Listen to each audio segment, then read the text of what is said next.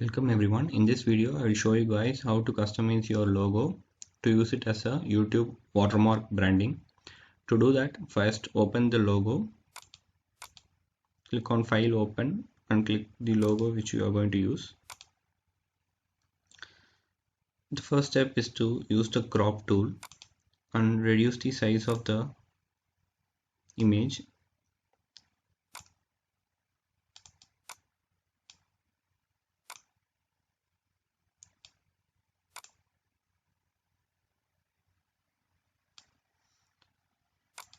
Next, click on image and to click image size.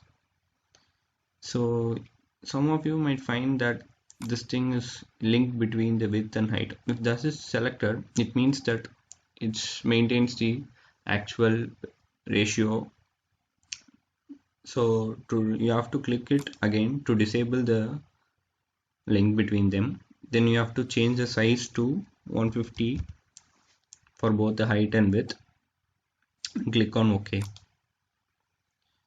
So now your thing is ready, but you have to reduce the opacity of this thing so that it doesn't hide the thing which your video is showing on that place. To do that, click on opacity and reduce the opacity according to your purpose. In my case, I think I will keep it to 70%. I think that should work for me.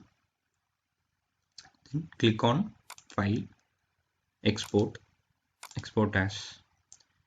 YouTube watermark branding supports GIF and PNG files, so I need to export this as a PNG instead of JPG because that is not supported by YouTube. So it's better to export as PNG or GIF. I'm going to use it here as PNG, and it says that my size of the file is 13.3 KB, so it will be fine because you have to use size less than 1 MB only. Size greater than 1 MB cannot be used as a YouTube branding, watermark branding. Then click on export, save it to your file. Yeah, that's it. Thanks for watching this video.